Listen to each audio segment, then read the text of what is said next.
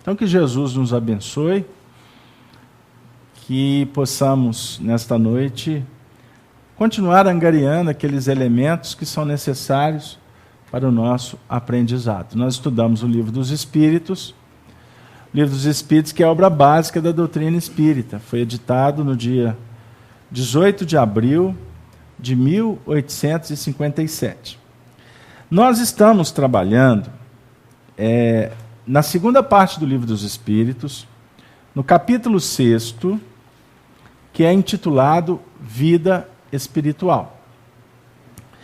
E estamos no tópico que trata das relações de simpatia e de antipatia entre os espíritos. Na última semana, nós trabalhamos a questão 296 e 297. O tema da última semana foi a suprema felicidade. E hoje, nós carinhosamente demos o tema para a noite de alma gêmea.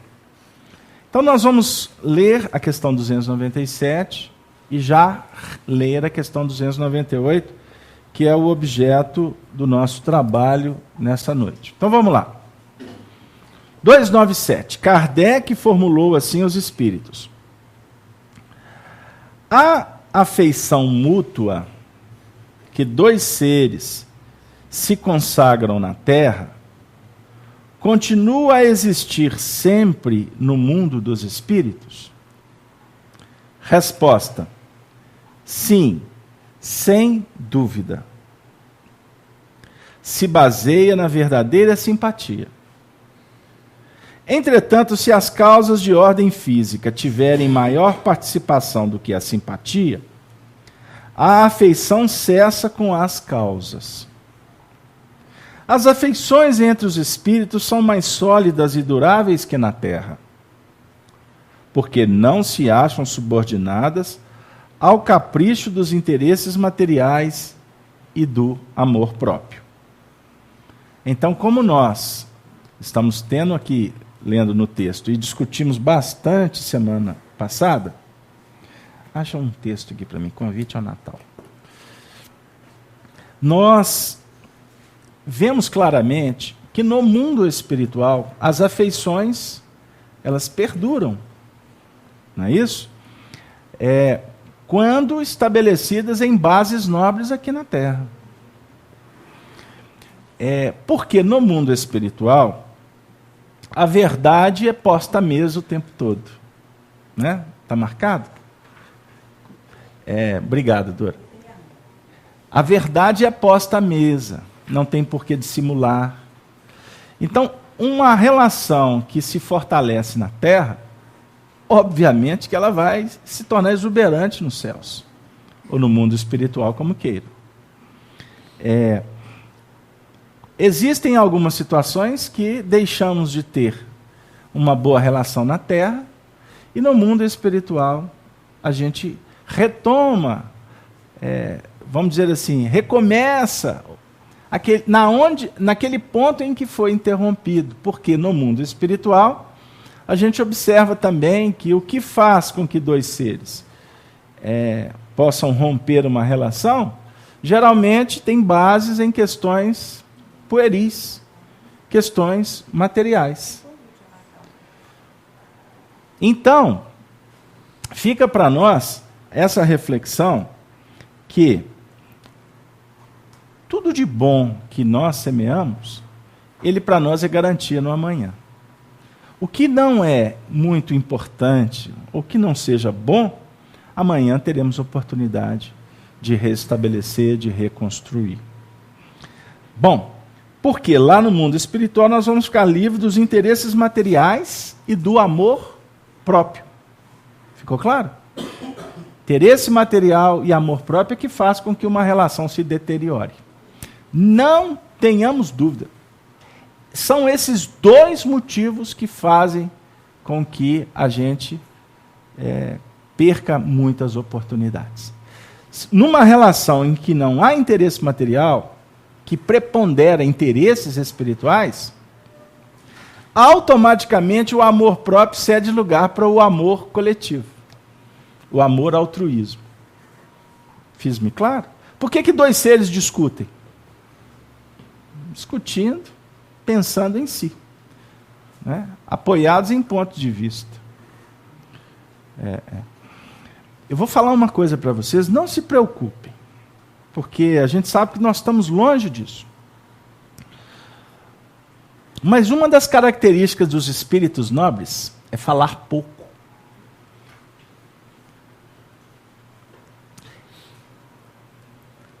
É discutir menos. Isso é característica de espírito que vai adquirindo sabedoria. O Chico Xavier, como médium, sempre afirmava que quanto mais velho ele ia ficando, mais ele ia compreendendo que a mediunidade dele não era para aprender a calar e não para falar. Imaginemos um espírito clarividente que esteja vendo aqui o ambiente espiritual. Ele está vendo, por exemplo, um espírito enfermo ao seu lado. Aí ele chega para você e fala assim: cuidado, hein? Você está mal acompanhado. Vai trazer pânico para você, não vai? Vai trazer um grande desconforto. Você imaginou um espírito clarividente que consegue perceber um acontecimento que pode estar a caminho? Ele chega para você: você está saindo de viagem. Ele está vendo que você está correndo perigo. Você, se eu fosse você, não viajava, não. Parava a evolução, não parava? Hoje eu escutei de um amigo, e se ele estiver me ouvindo, se ele estiver me ouvindo, obrigado. Se ele estiver me ouvindo, tomara que esteja, eu vou dar um recado para ele. Ele começou a passar por alguns problemas. Aí hoje ele estava muito indignado. Ele falou assim: olha, trata de achar um médium para me dizer o porquê que tudo isso acontece comigo. Aí eu ouvi. Vou dar meu nome, vou espalhar meu nome para tudo quanto é médium que eu conhecer. Que eu quero esclarecimento do mundo espiritual. Eu fui só ouvindo. Aí ele virou para mim no final: você não vai se pronunciar, não? Se vou. Manda para mim seu nome, seu endereço, sua data de nascimento. Uai, você vai fazer o pedido? Eu falei: vou. Mandou tudo bonitinho, até detalhou. Só faltou colocar a hora que nasceu, qual é a regência zodiacal, né, os ascendentes, me dando dados para numerologia.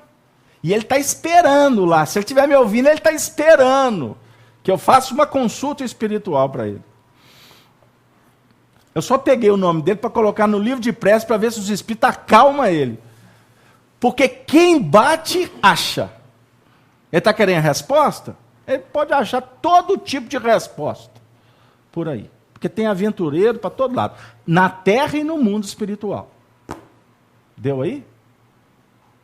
Mas Casalberto, mas não tem influência, não tem problema? Existe. Mas um médium por excelência, que tem evangelho no coração, o desafio dele, quando ele vê, porque não pensem que médium sabe tudo, não. Os espíritos não sabem tudo. Espírito que tem a onisciência é Jesus. Você imaginou se ele for detalhar os nossos problemas? Você não sai de casa. Para a evolução. Então, vamos pensar o seguinte: nós temos que sermos muito cuidadosos com estas questões para não enveredar em caminhos que tragam muito mais dificuldades do que efetivamente libertação. Tá? Então, é necessário que a gente entenda que espírito superior cala. Por que ele cala? Porque ele respeita o outro. Ele dá a oportunidade para o outro se expressar e, inclusive, descobrir quando está equivocado. Espírito superior não é igual a gente, não. Que põe o dedo em risco e fala assim: você está errado. Fala bobagem, não. Já escutaram isso por aí? Eu espero que você só tenha escutado. Porque Porque se falou, pode preparar que vai ter que desfalar. Você está errado, bobagem sua. É diferente quando alguém diz assim, qual que é a sua opinião? Olha, a minha opinião é essa. Não, porque eu penso diferente. Ok. Você está de acordo com o meu pensamento? Olha, você pode estar certo. Mas se ela já tentou ir por um outro caminho, é diferente o diálogo. Agora, com o dedo em riste, você tá atraindo o indivíduo? Não, você está expulsando ele. Você está criando um buraco na relação. E tem gente que gosta de argumentar. Tem pessoas que, para conversar no telefone, Jesus toma conta. Um assunto que é uma vírgula vira 78 parágrafos. Não sai do lugar. Fala. O Casalberto, mas falar é tão bom. Mas eu não falei que é ruim falar. É muito bom falar. Mas você tem que observar se você fala para cima ou você fala complicando. Mas o pessoal está querendo que eu cante a música do Fábio Júnior, não estão? Então eu vou acelerar para vocês. Pergunta 298 do Livro dos Espíritos. Ô, gente, desculpem, mas eu comecei aqui com tanto problema técnico. Boa noite, Marco Aurélio. Boa noite. Boa noite a todos os nossos amigos da Rádio Brasil Espírita, Claudinha, o pessoal da sala. Eu trouxe o Marco Aurélio para uma nova posição. Ele foi promovido. Né? Ele foi promovido. Porque, inclusive, me ajuda, né? Agora só tem que aumentar as letras do computador para me ler o nome da turma. Mas o menino eficiente, olha o que ele fez. Ele já aumentou o nome para me ver. Olha lá. Arnaldo de Santa Rita de Sapucaí, Cláudia da Rádio Brasil de Campinas, o Albrei de Itabira, a Cleusa de Leiria, Dani do Ceará, tem umas aí que eu tenho que resumir. O Luiz de Florianópolis, a Meire lá de Prudente Juscelino de Minas, a nossa outra amiga Miri lá de Porto Alegre, o Simplício de Bento Gonçalves, Sueli de Amparo, São Paulo, Maria Madalena Rodrigues Nogueira, Gilmar, ela não pôs a cidade. Boa noite para todos. Alguma consideração inicial, Marco Aurélio? Não. Tá, então beleza. Então vamos lá. Posso ir para o Fábio Júnior? Pode. Pode.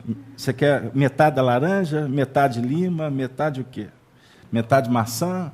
Vamos lá. As almas que devem unir-se estão predestinadas a essa união desde a sua origem. E cada um de nós tem, em alguma parte do universo, a sua metade, que fatalmente se unirá um dia. Pegaram aí? Acompanharam? Quer que repete? As almas devem unir-se. Não, as almas que devem unir-se estão predestinadas a essa união? O que vocês acham? Só que aqui põe uma vírgula e diz assim, desde a sua origem. É necessário compreender a pergunta. Por isso que o Livro dos Espíritos pode correr.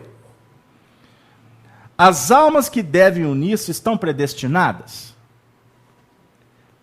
a esta união? Se é uma união superior, estão predestinadas. Explico.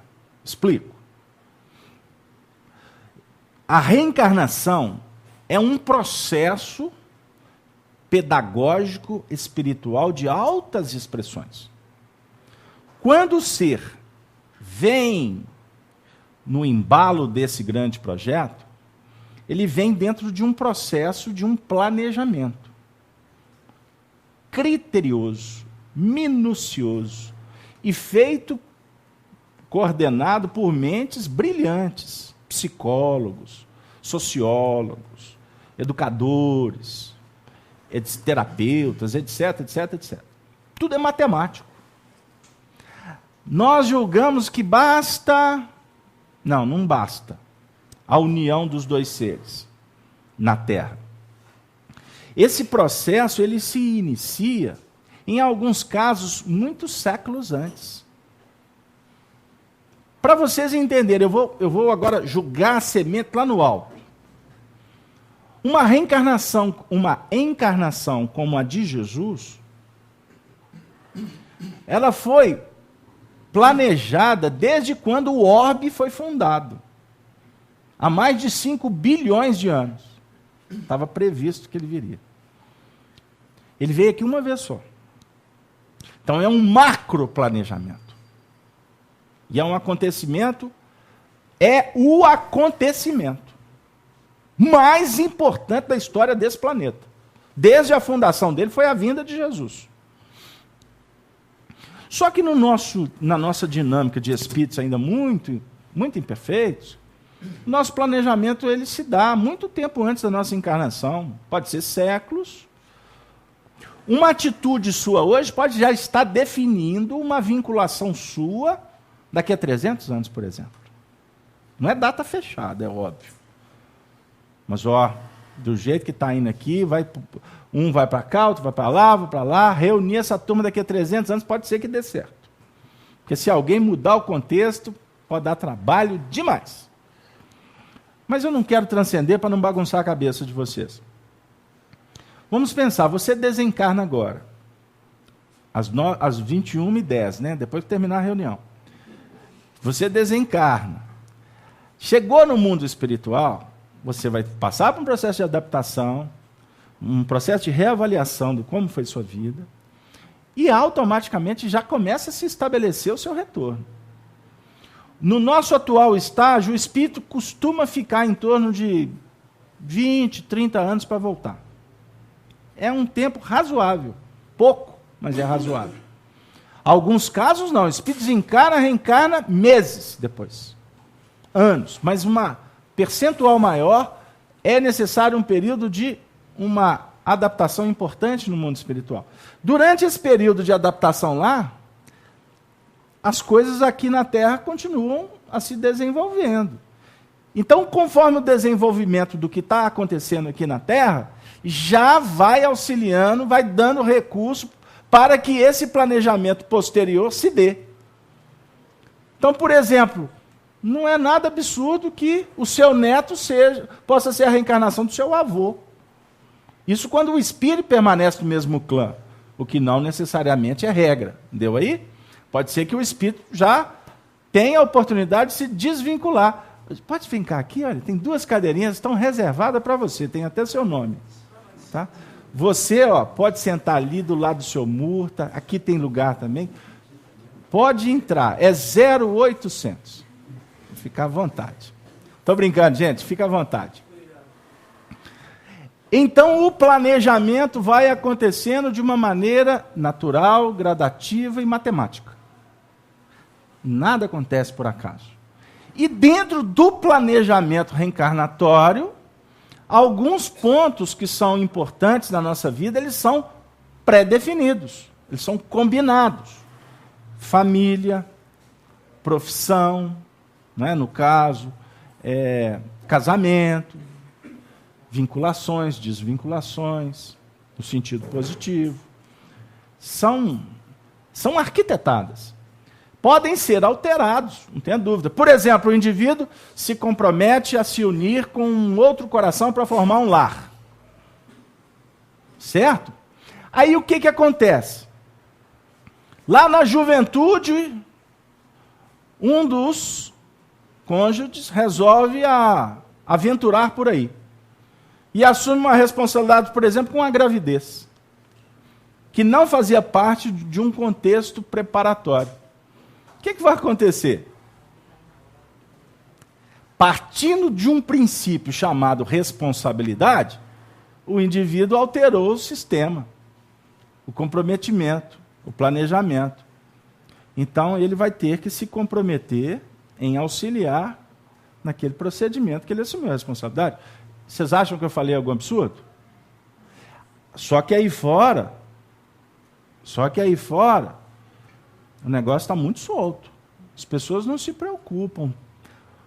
Porque a maioria não tem, inclusive, alcance para verificar o que vem a ser responsabilidade, abandono de responsabilidade. Porque um dos mais graves compromissos que o indivíduo pode assumir na Terra é, por exemplo, se fazer pai ou mãe e largar e abandonar esse compromisso pelo caminho. Aí eu vou abrir um outro contexto. Espiritualmente, quando a gente assume responsabilidade conosco mesmo, nós vamos ter que responder. Agora, quando essa responsabilidade envolve o outro, o problema se multiplica. Porque nós não devemos fazer ao outro o que não gostaria que o outro nos fizesse. Se nós fazemos o mal para o outro, nós estamos lesando, nós estamos como que chegando ali naquele jardim ali e destratando uma flor que está ali, toda sensível, buscando luz e evolução. Isso é grave. Então são pontos que a gente tem que refletir. Porque num mundo onde as pessoas não se preocupam com a ética, com a responsabilidade, porque não existe punição, basta um bom dinheirinho, o advogado dá um jeitinho, né? Bom comportamento livra o indivíduo de responsabilidade, não é? O indivíduo comete um delito grave com a humanidade, com a sociedade, coloca milhões no bolso, aí vai ter um apartamentozinho, não é? Numa prisão, aí ele fica ali uns meses, daqui a pouco, mãozinha de cima que ajuda aqui, o indivíduo está em casa. E fica tudo por isso mesmo, porque o povo esquece e daqui a pouco vota neles de novo. Não é? Vota neles de novo. Não é? Porque não pensa em competência, não pensa em honestidade, aí vai votando nos mesmos. E fica tudo a mesma coisa. Então é um mundo de irresponsabilidade, falta de comprometimento, porque é um mundo em que os homens caminham dentro de um plano de muita ignorância. E Jesus define: quem conhecereis a verdade vos libertará. Isso está no Evangelho de João, no capítulo 8, no versículo 32. Conhecereis a verdade vos libertará. Quer dizer, se você não conhece a verdade, você está preso. Você está chafurdado na ignorância. Treva. O motivo do sofrimento da humanidade está na razão direta da ignorância. Olha para vocês verem. Casalberto, até agora você não entrou onde eu queria. Mas eu não posso tratar um assunto assim de uma forma tão simples. Outro dia me questionaram aí. Casalberto veio aqui, fez uma palestra, não falou do que eu queria. Aí eu olhei para o povo, eu tive essa notícia. Olhei para o povo, e o povo estava feliz. Aí eu falei assim, graças a Deus, ela não vai me convidar para voltar. Mas eu atendi ao povo que frequenta a casa dela. Porque eu falo para o povo. Eu não falo para intelectuais. E não tenho aqui programa para cumprir. Porque cada dia que eu entro na casa espírita, a necessidade é diferente. Quantas vezes eu coloco um tema ali e não falo do tema? Porque o assunto vai tomando um rumo, e aí os espíritas falam assim, mas é isso mesmo, relaxa. Vamos que nós estamos construindo aqui junto. Então, olha para vocês verem. Se eu não assumo responsabilidade, como eu fui citar a questão de relacionamentos irresponsáveis, porque isso é tônica de muitos jovens que não têm embasamento evangélico. E eu até contei aqui um dia que eu atendi uma moça que casou há pouco tempo, que me disse assim, eu falei assim, graças a Deus está casando, né? Eu estava mais feliz que ela. Eu falei assim, mas como assim? Vou casar. Eu falei assim, mas é assim que você fala que vai casar? É. Eu pensei comigo, vai durar pouco. Eu falei, mas você não está feliz? Menos mal. Eu falei assim, mas como assim, minha filha? Não aguento o lixo que está a juventude. Então eu prefiro casar. Aí eu tenho uma vida mais tranquila, tem alguém que é um amigo. Eu falei assim, minha filha, você está tratando de um assunto grave. Isso é sua vida. Você está casando assim. Pensei comigo, né? Porque eu não vou falar para ela que ela está casando, vou falar para não casar. Entendeu? Mas a gente pensa. Que nível de imaturidade do indivíduo para tomar uma atitude dessa? Aí, o que acontece? O planejamento reencarnatório muitas vezes vai para o beleléu. Uma alma que vai se consociar com uma outra dentro de um plano divino, é óbvio que isso foi planejado. Não acontece por acaso não, meu amigo. Não acontece por acaso. Agora, a questão aqui é duas almas predestinadas à união desde o princípio. Então, o assunto agora volta para o eixo onde é o objetivo nosso. Ou seja, cada um de nós tem, em alguma parte do universo, a sua metade, que fatalmente se unirá um dia. Ou seja, se existe uma predestinação aqui, que eu vou repetir, pode ser alterado, antes ou depois. Antes ou depois. Porque o próprio divórcio existe como simplesmente uma liberação do que já se estabeleceu em nível íntimo. É só lei para regulamentar. Divórcio é por causa de dureza de coração. Uai, mas então a doutrina espírita é contra o divórcio? A doutrina espírita não é contra nada. A doutrina espírita é uma proposta de reflexão. É uma filosofia de vida. A doutrina espírita repudia, eu posso dizer, 3 assuntos. Primeiro, suicídio. Repudia. Ponto final. Segundo assunto, pena de morte. Repudia. Ninguém tem direito de tirar nem a própria vida, nem a do semelhante. E a terceira, que está dentro dessas 2 primeiras, a doutrina espírita repudia a eutanásia. Porque a doutrina espírita é uma doutrina que luta pelo direito da vida. De um bebê, de um ancião, de um enfermo, de um indivíduo que está translocado. Deu aí? Mas, o assunto aqui está dizendo o seguinte, nós temos uma alma que é a metade da nossa, em alguma parte do universo. Eu tenho um amigo meu, ele é espírita, palestrista, muito conhecido. Ele fala assim, que se existe alma gêmea, a dele é igual ao jabuti. Porque ela está demorando demais a chegar. Aí ele até diz o seguinte, que alma gêmea para espírita, todas elas são igual ao jabuti. Porque geralmente quando chega, já chegou atrasado. Porque o indivíduo já está com filho, já está cheio de responsabilidade. Aí a alma gêmea, se ele não ficar esperto, vira alma algemada. Porque se entrar algema, né, se vincular, se complica. Isso é uma forma carinhosa que o nosso amigo coloca. Existe uma metade nossa no universo? O que vocês acham? Existe ou não existe? Cleusa, responde para nós, lá de Portugal. Pede a Cleusa para responder para mim. Só para cutucar a Cleusa. Existe ou não existe? Tem Roberto, a Cleusa comentou aqui o seguinte, se houver a alma gêmea, com certeza trabalharemos melhor para a nossa evolução. Não entendi, repete.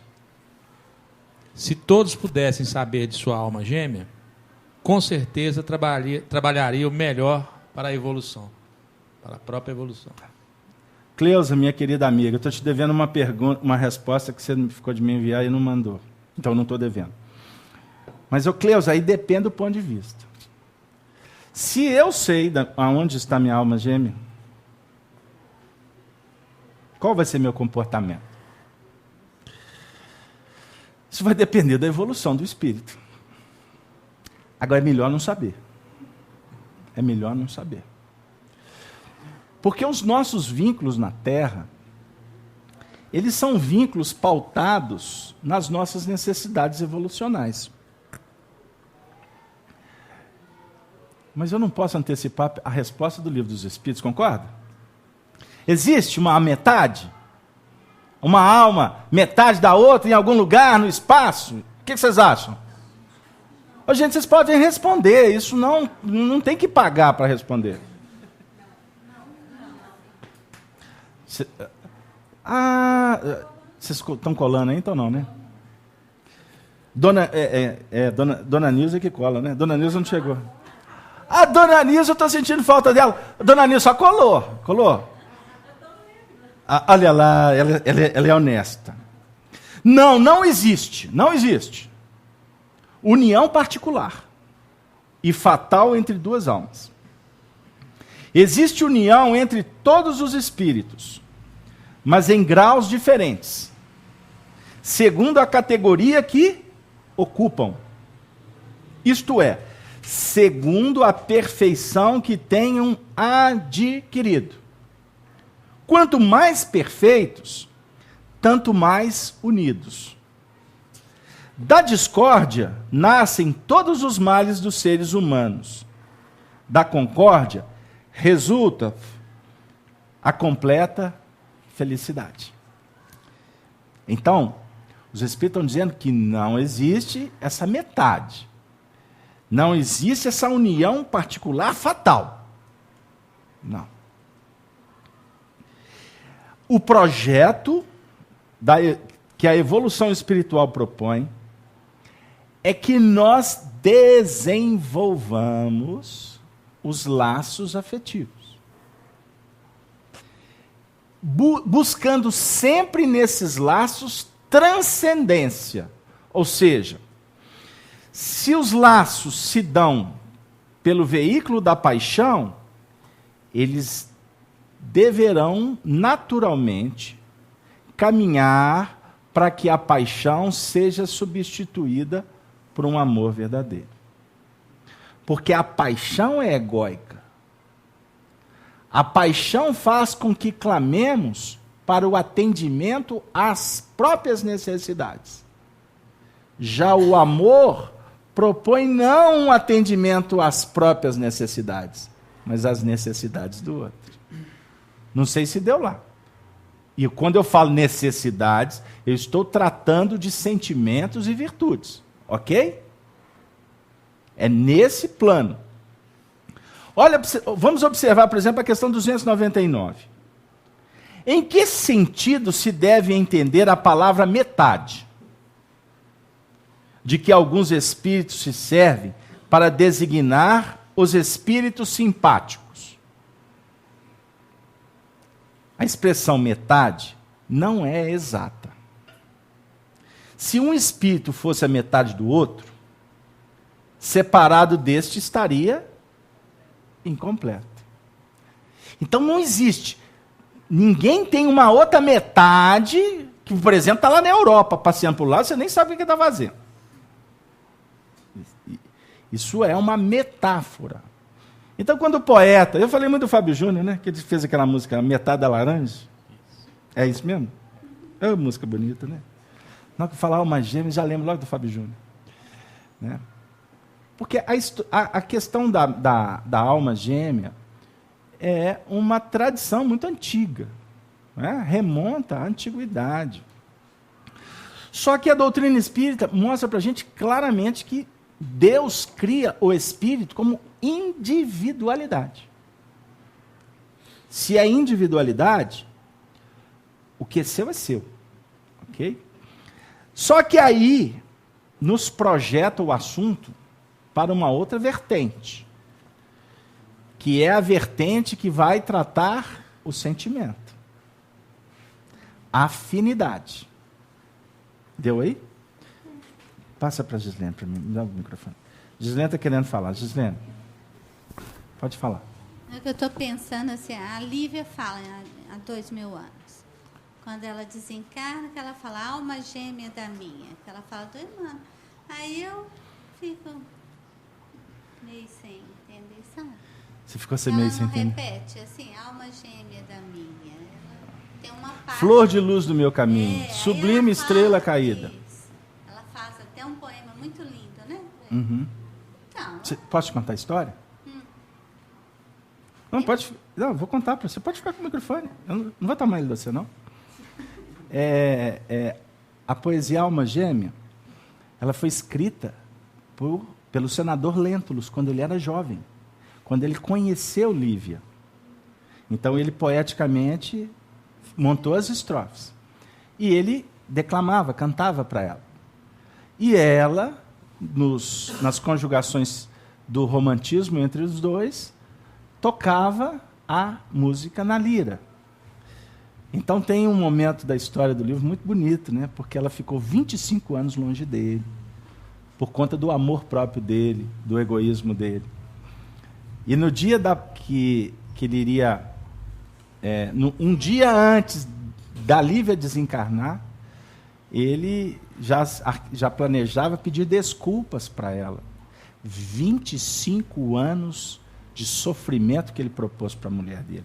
E o que foi mais grave, ele tirou dela o direito dela ser mãe de Flávia, sua filha, que é o nosso querido Chico Xavier.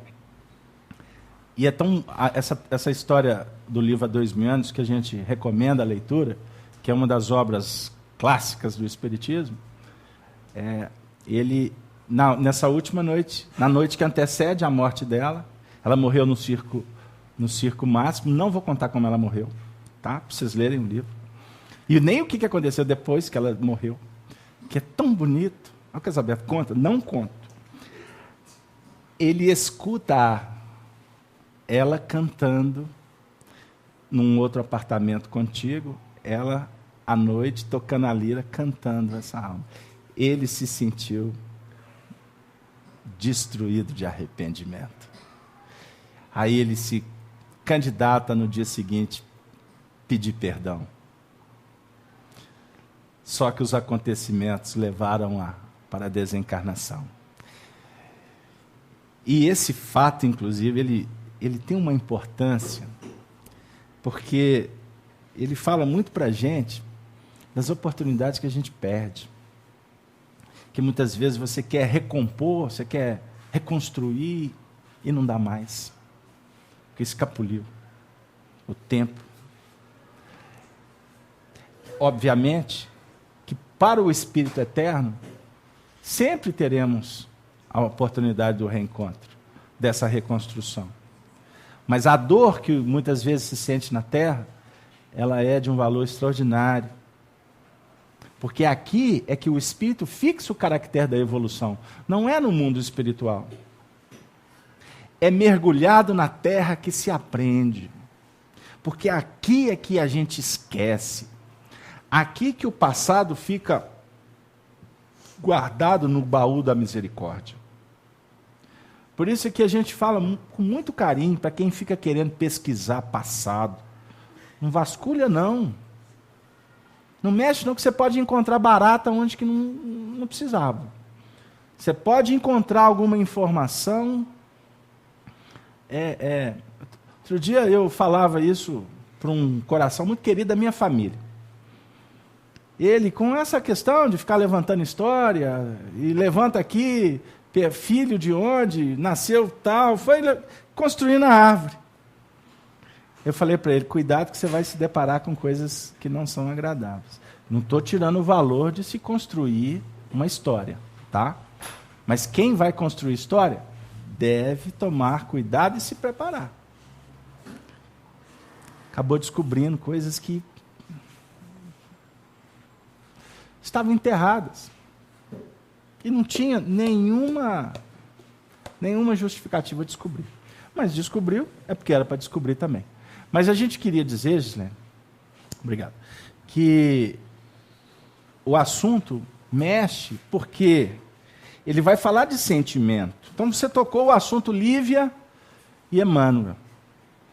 E para falar de Lívia e Emmanuel, nós temos que trazer o benfeitor Emmanuel, que vai falar para nós sobre a questão das almas gêmeas. Mas antes disso, Marco Aurélio, pode falar.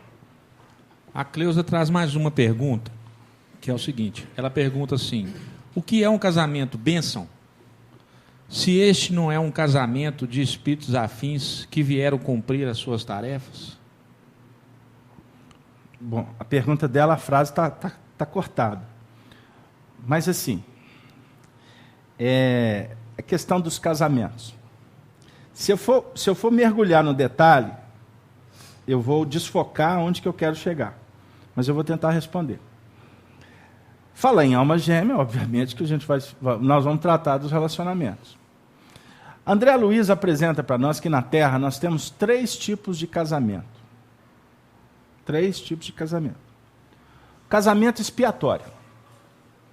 São aqueles que acontecem dentro, vamos dizer assim, de acontecimentos fortuitos, de atitudes irresponsáveis, que os indivíduos acabam se encontrando e muitas vezes se enovelam, assumem responsabilidade, sem nenhum vínculo moral, sem nenhuma base espiritual. São relações que se constituem apenas por mecanismos puramente materiais, vamos dizer assim. Qual é a característica desses casamentos expiatórios? Sofrimento. Sofrimento. E as bases, como não existem em nível moral, redundam em comportamentos extremamente indesejáveis, agressivos, violentos, chega até nas vias de fato, né? O indivíduo entra para um clã que o que poderia ser uma oportunidade vamos dizer, de frutificação, passa a ser um campo de guerra. São as características, rapidamente falando, desses relacionamentos expiatórios, caracterizados só por dor. A grande maioria dos relacionamentos na Terra, eles se caracterizam por casamentos de prova e expiação. Como se nós poderíamos falar dos casamentos de prova e expiação? São aqueles relacionamentos que existem vínculos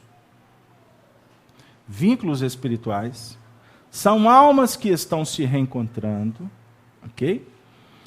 E por terem vivido experiências muito interessantes, magnetismo, paixões no passado, os primeiros movimentos são movimentos estrondosos, vulcões em erupções, paixões que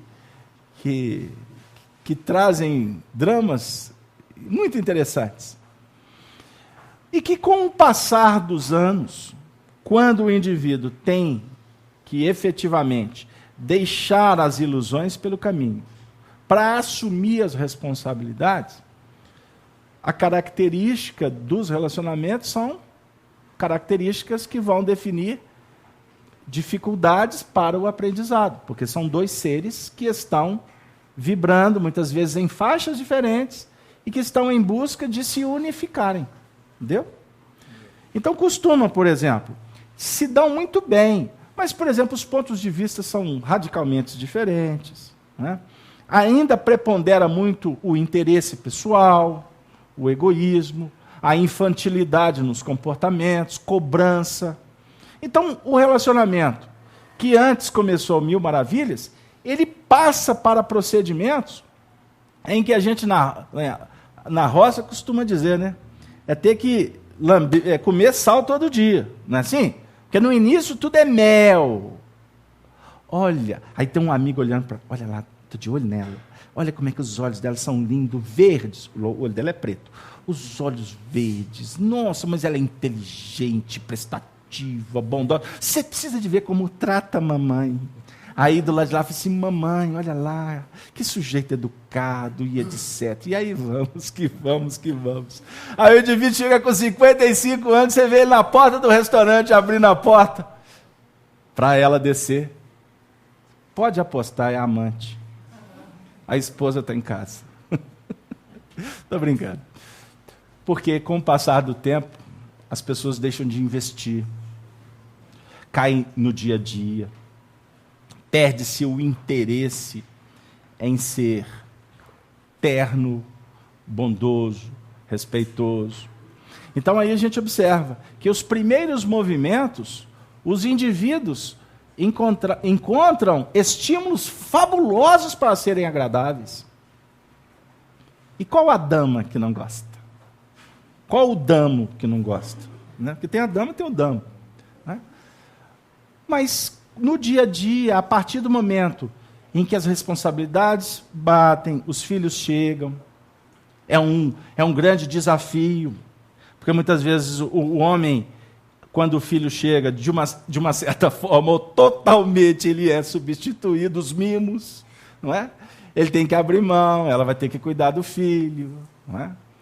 Aí as coisas, do mesmo jeito a mulher, quando o homem faz as suas opções, o trabalho, etc., aí a gente vai caminhando para um assunto que todos nós conhecemos. Isso não é novo que eu estou falando aqui, estou remontando histórias, só para a gente refletir, principalmente nós que somos mais idosos, né?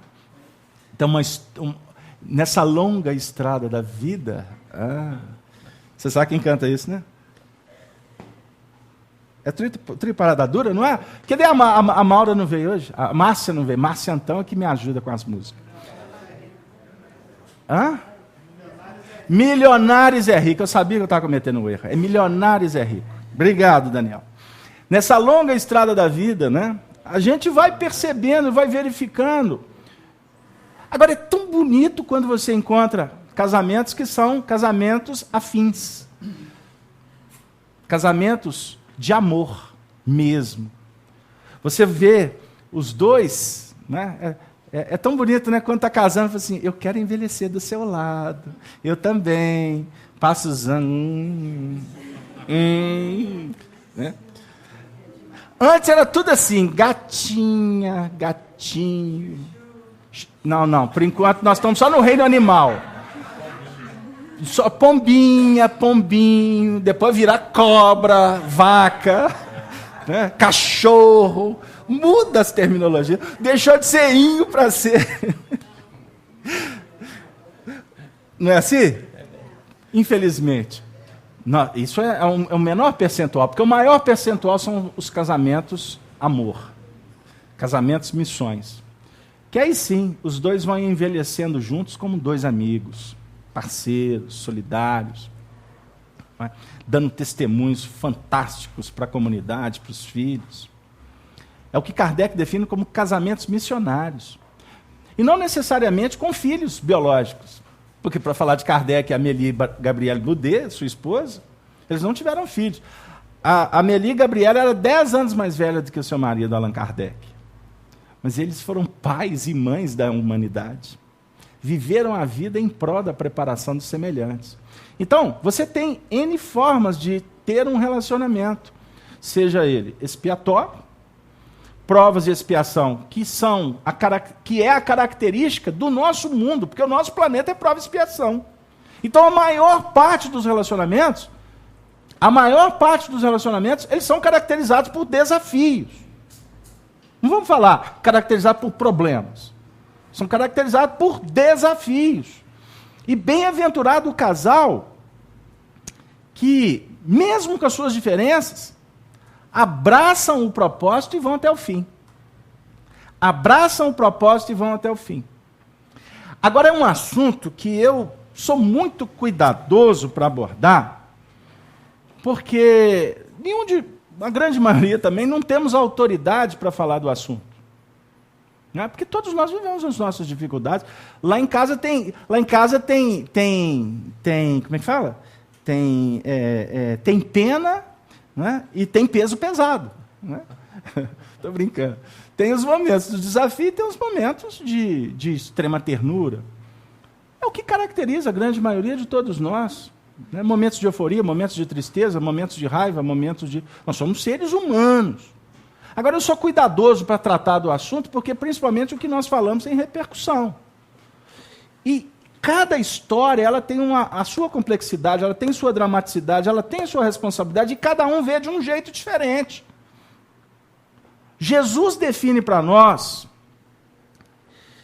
e isso não é uma imposição religiosa. Jesus define para nós que a senha da vitória do Evangelho está no perseverar até o fim, nos seus compromissos. Você tem que perseverar até o fim no casamento que você tem com Deus, com a vida, com a sua encarnação. Você não tem que perseverar até o fim no casamento que você tem com sua mãe? Você pode trocar de mãe? Eu posso. Tudo bem, você pode até, mas ela não vai deixar de ser sua mãe. Isso é fatal, isso é definitivo. Ele é seu pai.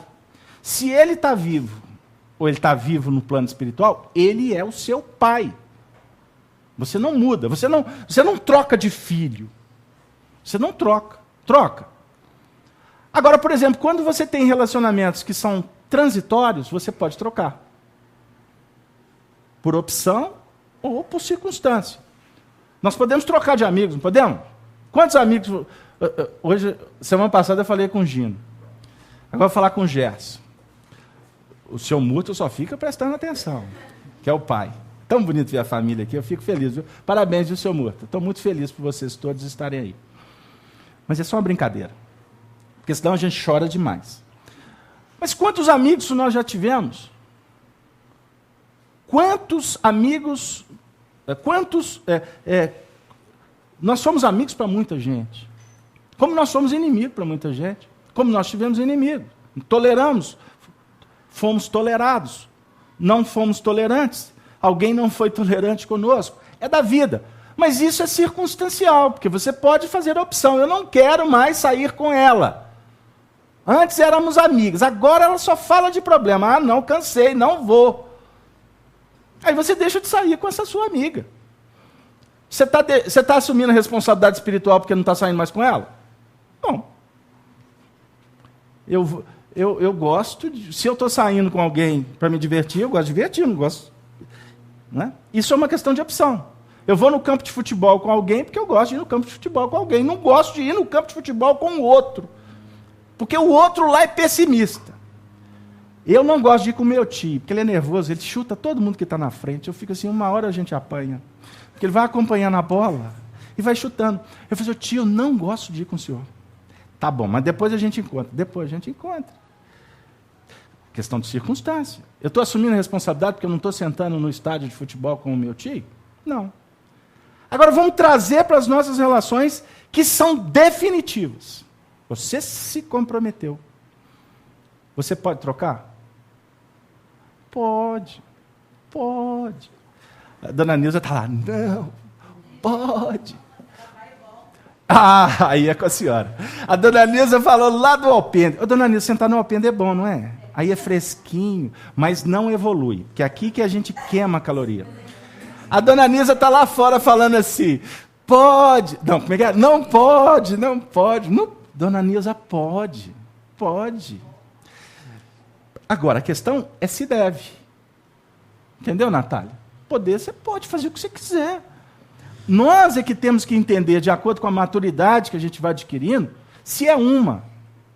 Eu sempre que falo de relacionamento, que entra nesse campo, porque nós somos questionados, a doutrina espírita é contra o divórcio? Não, a doutrina espírita tem nada a ver com o divórcio. A doutrina espírita fala do casamento. Quando eu sou convidado para falar do divórcio, eu falo do casamento. Aí, no final, eu falo assim, mas o divórcio... O povo fica frustrado comigo, nem me chama de novo. Mas o divórcio é uma lei para regulamentar o que já está pronto.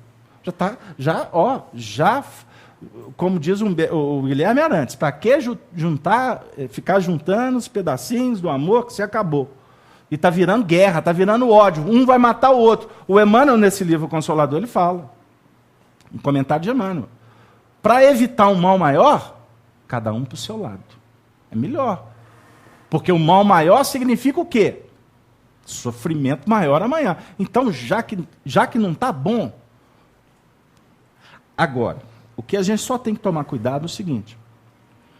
E aí envolve família, quando o assunto é separação. Porque quando dois... Como é que fala na roça? Quando dois bicudos não... Dois bicudos não... Ô, Marcão, estou gostando de você aqui do meu lado. Ele é bom de ditado. Dois bicudos não se beijam. mas é só 2 bicudos, não tem bicudinho. Porque se tiver bicudinho, complica, não complica? Vocês entenderam o que eu estou falando do bicudinho? O bicudinho é o filho. O bicudinho é filho. Nesse assunto, o Emmanuel deixa a gente com a pulga atrás da orelha. Mas a gente tem que aprender a ler Emmanuel lendo Emmanuel. Existe uma história belíssima narrada num romance chamado Ave Cristo. Ave Cristo foi uma história que aconteceu no século III, da época cristã, onde nós vamos encontrar a figura, a personalidade de Basílio, que foi Emmanuel, de sua filha, que foi uma criança que ele achou na beira da estrada, e ele batiza a menina com o nome de Lívia. Né? Coincidências, né? Coincidências. O vínculo dele com a Lívia lá há 2000 anos. Só que ali já não era a mesma Lívia. É a filha dele, Lívia, que na realidade era Chico Xavier de novo, filha dele. E é muito interessante a história, porque essa menina Lívia cresceu, virou uma moça, e casou com um personagem, deixa eu buscar na memória.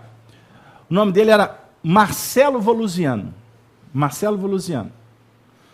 E ele trabalhava num circo, viajava muito, era aventureiro, e foi um relacionamento muito complicado, e ele abandonou-a.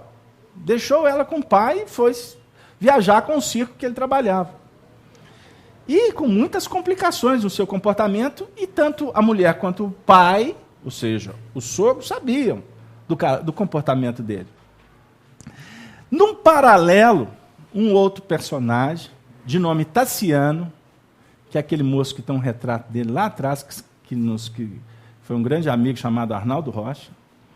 Tassiano, casado, houve um problema no casamento, ele foi traído pela esposa com um primo, e ele viu toda a cena, uma história complicadíssima, de muito sofrimento para ele.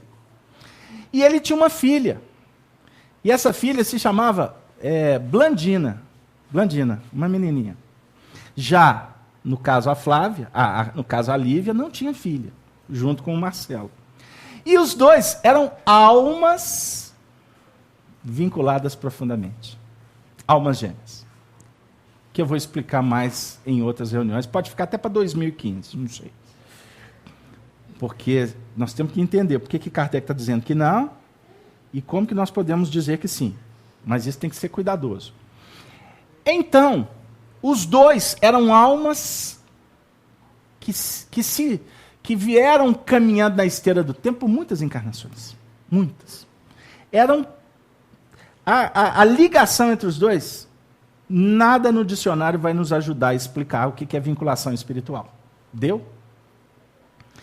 Só que o que acontece?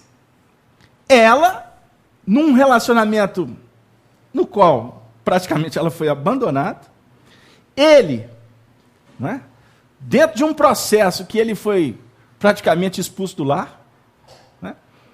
Então, teoricamente, os dois, na linguagem popular, pode adequar?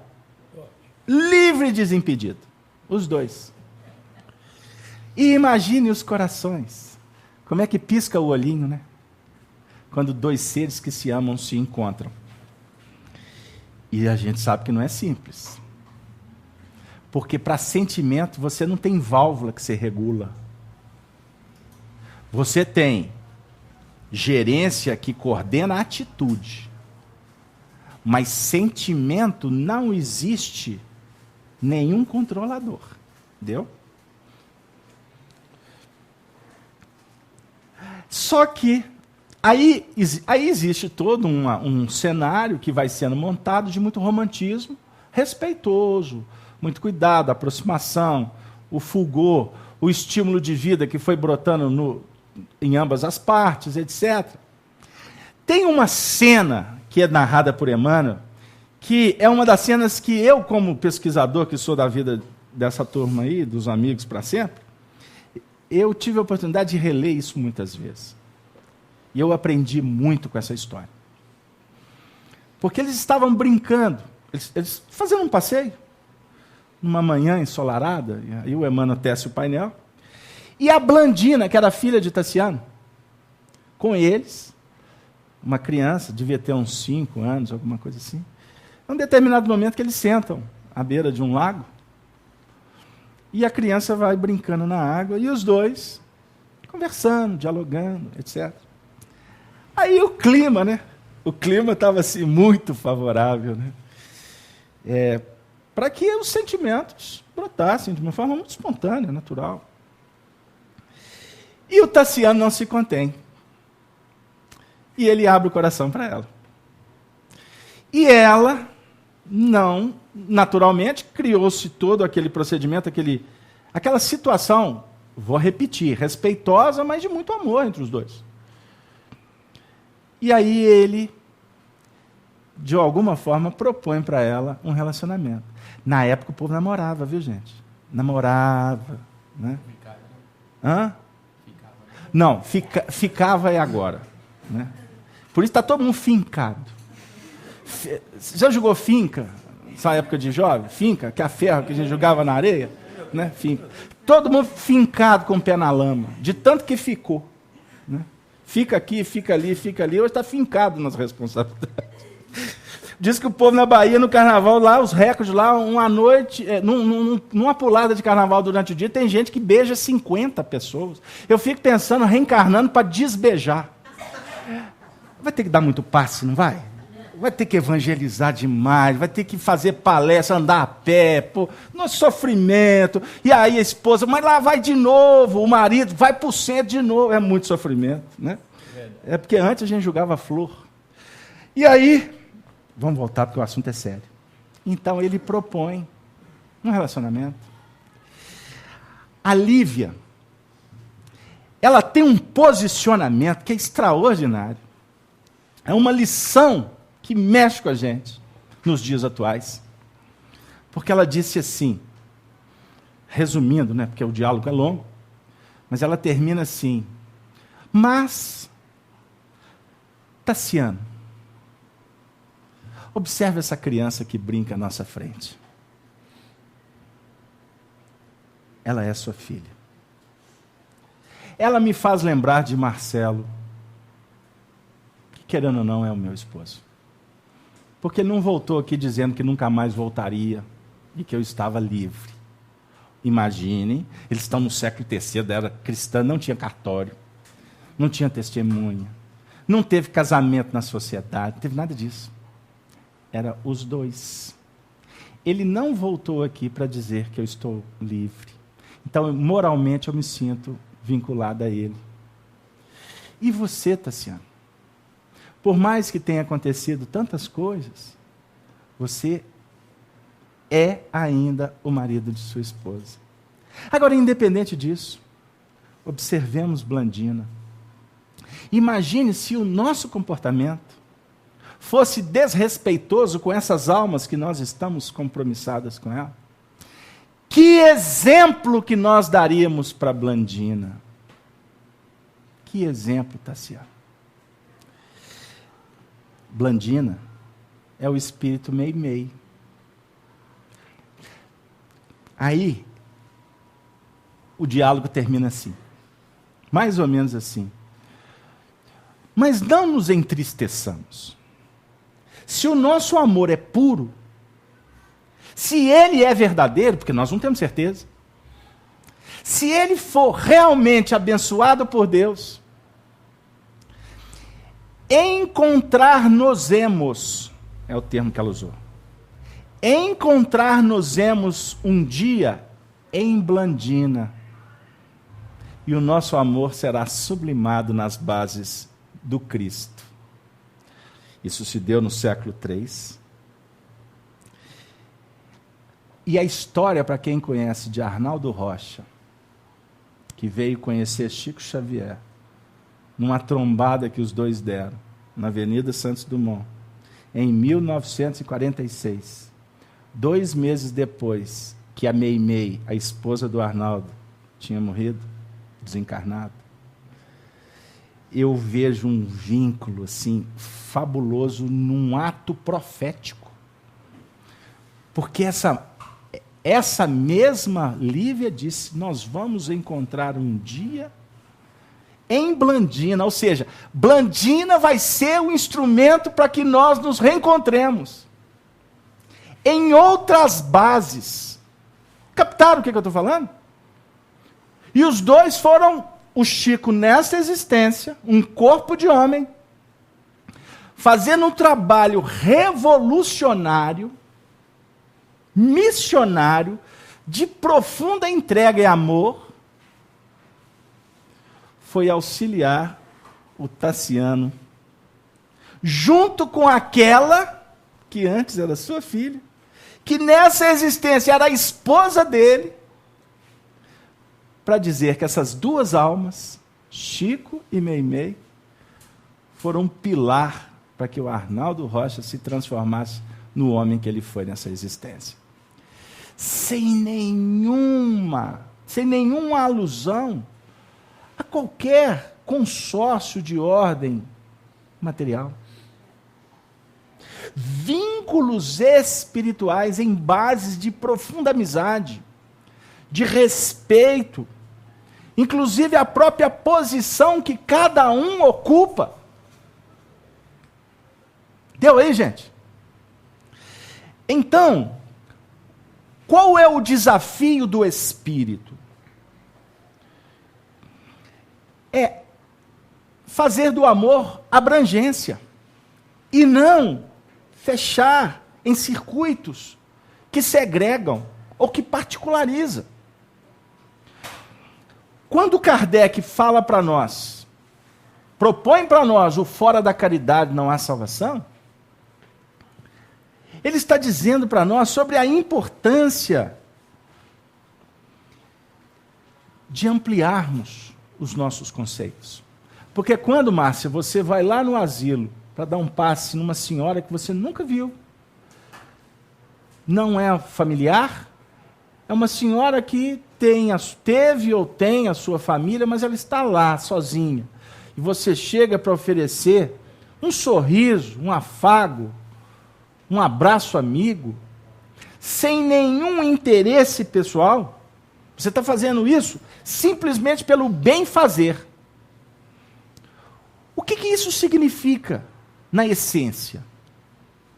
Você está trabalhando o seu sentimento de uma forma a ampliá-lo, para que a gente entenda na prática o que no ditado popular fala que coração de mãe sempre cabe mais um. Não é quando se usa a Rexona, não. Você lembra dessa propaganda? Isso é década de 80, não foi? É. Quando se usa a Rexona, né? Mas coração de mãe sempre cabe mais um, viu, Ângelo? Você lembra dessa propaganda? Lembra. Você é da minha época, né?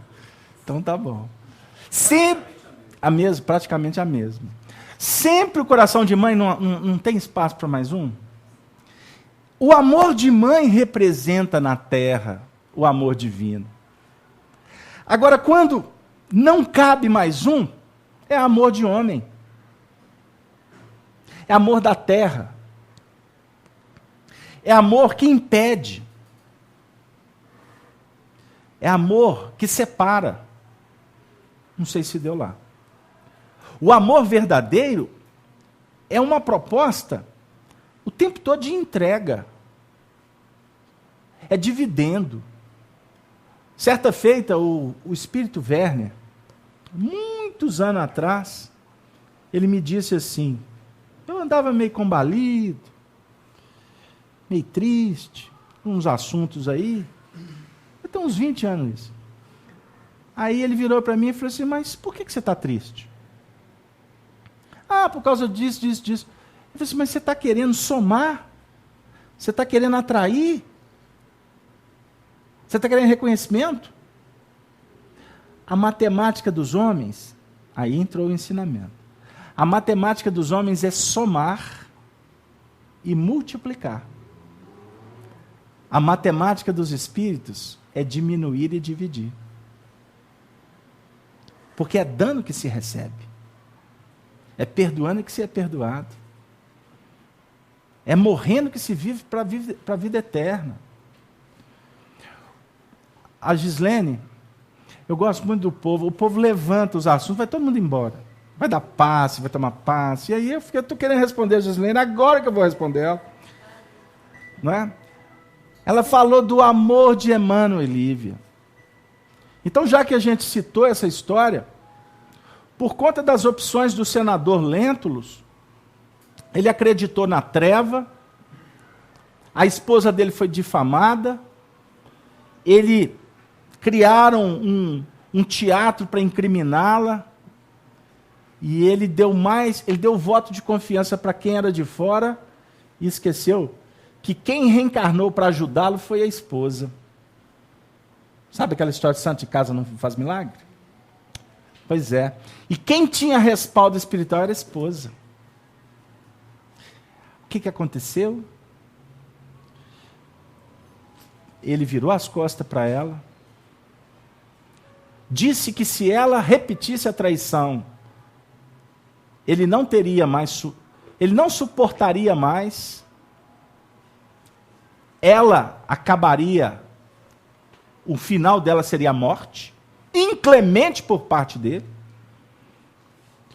E ele definiu uma série de comportamentos, de regras dentro da casa dele. E ela, de joelhos, em lágrimas, inspirada por Jesus, porque ela se tornou cristã, ela compreendeu, a fé se tornou para ela a viga de sustentação, de vida. Naquele momento, ela, embalada pelos espíritos superiores por Jesus, ela percebeu que nem argumento ela poderia ter. Ela não poderia ter. Ela resolve calar. Calar. E foi 25 anos de silêncio. Imaginemos o que é 25 anos longe daqueles que ela mais estimava. E ela o fez. Ela se rendeu. Ela calou para que o Cristo falasse. E qual foi o preço? Ela desencarnou feliz.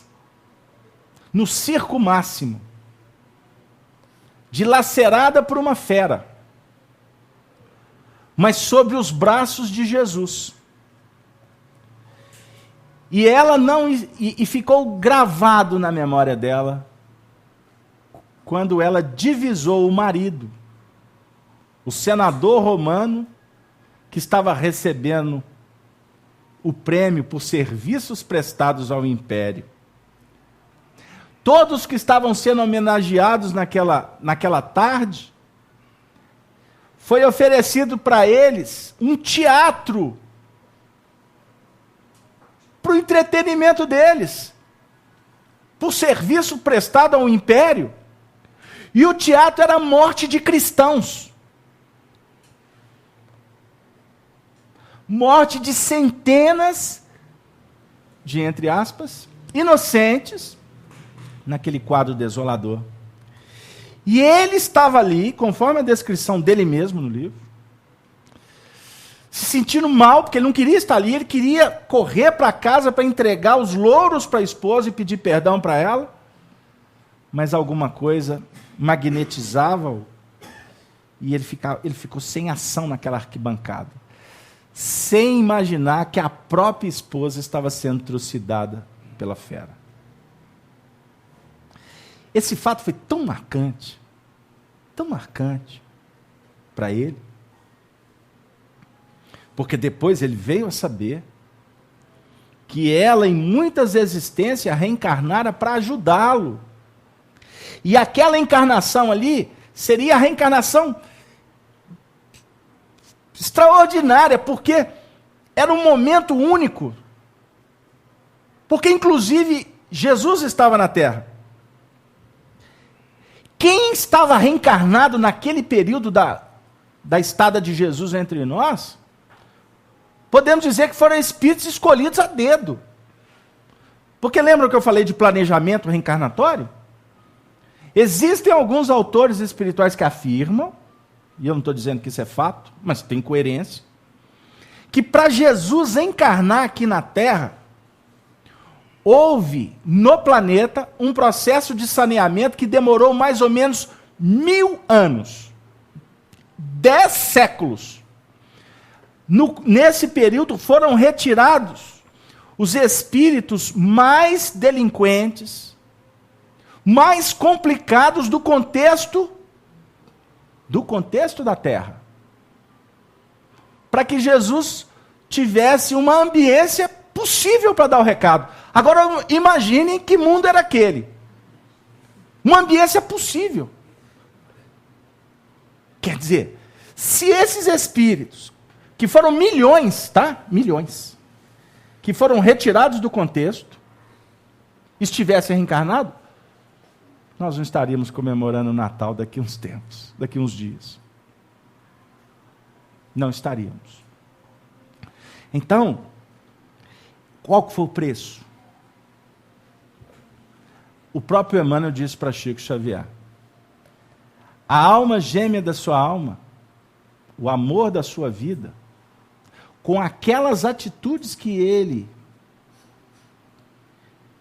tomou naquela encarnação, os 25 anos de sofrimento que ele imputou, redundaram num distanciamento espiritual. Um distanciamento no qual ele tem, no mundo espiritual superior, que é a alma nobre, ele tem alguns minutos para encontrar com ela, alguns minutos em cada mês que se passa. Minutos. Porque ela ascendeu às esferas maiores. E as atitudes dele definiu ruptura. Ele perdeu o merecimento. Deu aí? Então, com isso, a gente fica pensando sobre o que nos compete realizar nesse momento da nossa vida. Porque eu não vou entrar nas questões que transcendem, que pode ser até muito subjetivas para nós, no que remonta ao assunto alma gêmea, mas eu gostaria de falar dos nossos desafios na vida. Dos nossos desafios na vida. Porque todos os nossos relacionamentos, todos os nossos relacionamentos, eles têm um papel importante para o nosso aprendizado. E nós temos responsabilidades para com eles. É uma via de mão dupla. Uma via de mão dupla.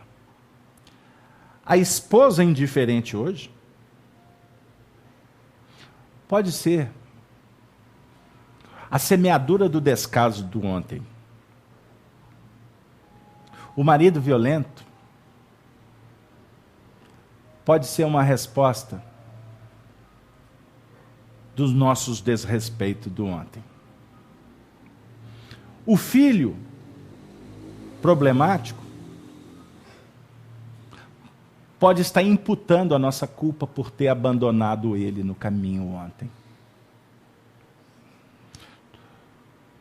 Da mesma forma que aquelas almas que estão conosco, nos incentivando, nos trazendo esperança, dizendo da solidariedade, poetizando nos momentos mais desafiadores, trazendo carinho, para que a nossa fé se robusteça, são respostas do alto diante das nossas súplicas. Como também são o resultado do bem que foi espargido ontem. Porque nós fizemos uma semeadura livre de dificuldades, mas também todos nós aqui tivemos momentos muito felizes em que podemos ajudar alguém, ajudando a nós mesmos. Com isso, nós só temos que, nesse momento, agradecer a Deus por tudo. e principalmente pelos nossos amigos. Amigos que voltam para nos dizer que nós somos espíritos, nascemos para brilhar, brilhar amando, irradiando luz, se entregando, para que alguém possa sorrir ou se sentir seguro em alguma parte. E eu gostaria de, agradecendo a presença de todos, desejando já de antemão, para aqueles que possam não voltar na próxima sexta-feira, que será o encerramento das nossas tarefas, eu gostaria de me despedir desejando um Feliz Natal para todos, um próspero Ano Novo. E as palavras finais que nos competem trazer para vocês, na realidade serão apenas uma repetição, uma declamação de uma poesia escrita por Cassimiro Cunha, através das mãos de Chico Xavier, intitulado O Divino Convite. Vinde a mim, vós que sofreis. É a palavra do Senhor, tocando nações e leis, ressoa cheia de amor. Herdeiros tristes da cruz, que seguis de alma ferida, encontrareis em Jesus caminho, verdade e vida. Famintos de paz e abrigo, que lutais no mundo incréu, achareis no eterno amigo o pão que desceu do céu. Almas sedentas de pouso, que à sombra chorais cativas, tereis no Mestre amoroso a fonte das águas vivas. Vinde, irmãos, a Jesus Cristo, o guia que nos conduz. Vosso caso está previsto em suas lições de luz. Nestas lições de luz, que Jesus possa nos levar, nos guiar, nos conduzir sempre na direção da cruz, que é o prêmio para a nossa redenção. É a ponte que nos aproxima do Senhor, pelas vias do amor, que só em contato com o irmão poderemos suprimir definitivamente o anjo da dor.